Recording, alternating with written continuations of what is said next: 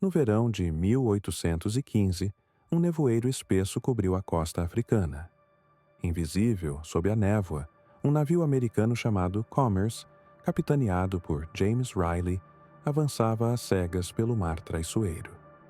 Ele e sua tripulação estavam perdidos, e não sabiam que a costa diante deles marcaria o início de um dos relatos mais assombrosos de sobrevivência e escravidão da história americana.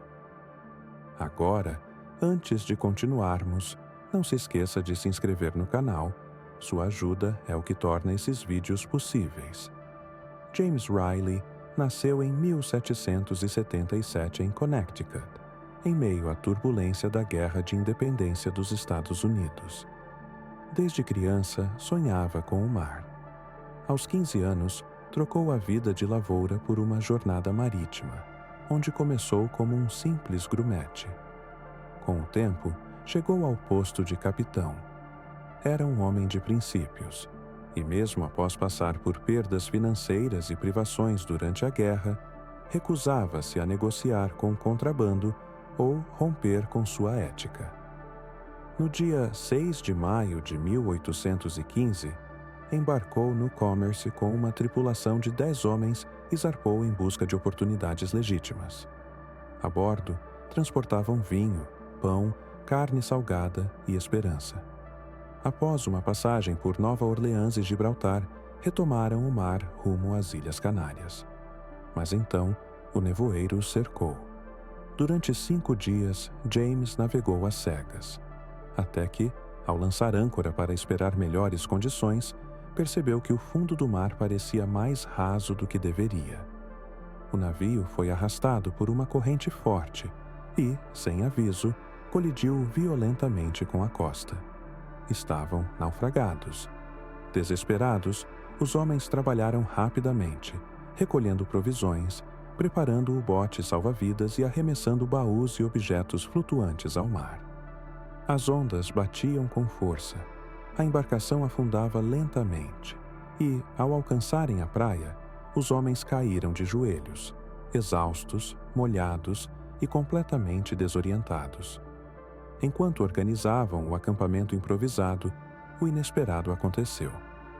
Um homem apareceu entre as brumas.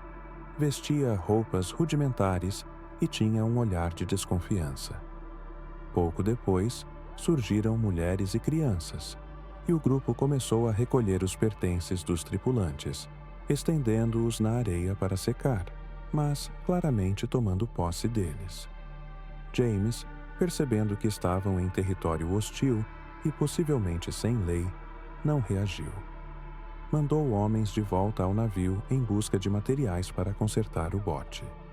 Porém, os locais começaram a saquear suas provisões, roubaram a vela usada como tenda e, aos poucos, cercavam os americanos com crescente agressividade.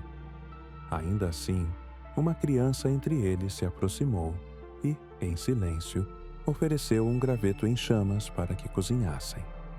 Um gesto de humanidade no meio da tensão. Na manhã seguinte, o velho homem voltou, dessa vez armado com uma lança. Atrás dele, no alto dos penhascos, um grupo de nômades e camelos descia em direção à praia. James percebeu o que estava prestes a acontecer. Seriam capturados. A tripulação tentou escapar no bote danificado, mas a água invadia rapidamente. Em uma tentativa desesperada, James enfrentou o homem armado para ganhar tempo, enquanto os outros lançavam o bote virado ao mar. Todos conseguiram subir e, milagrosamente, chegaram de volta ao navio naufragado. Da costa, viram seus últimos pertences sendo saqueados. James, encurralado entre a morte no mar, o perigo na praia e o colapso do Commerce, decidiu tentar algo diferente.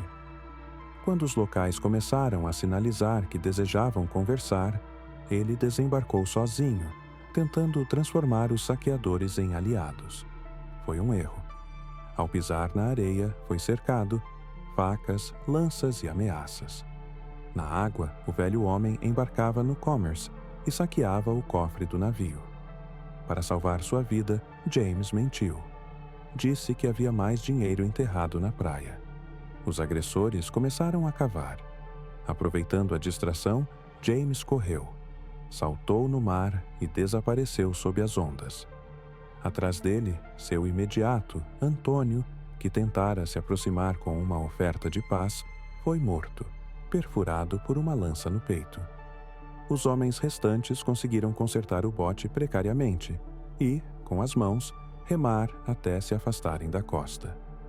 Por 9 dias, sem comida e quase sem água, à deriva, consumidos pelo sol e pelo sal, navegaram 200 milhas rumo ao sul.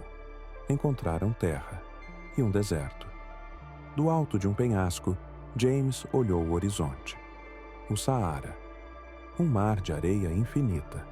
Sem outra opção, beberam de uma nascente e seguiram rumo ao interior. A esperança era encontrar um povoado amigável. Mas James sabia que isso era improvável. E logo tomou uma decisão impensável. Ofereceria ele e seus homens como escravos em troca de proteção. Foi assim que encontraram os Sahrawi, um grupo nômade que aceitou comprá-los.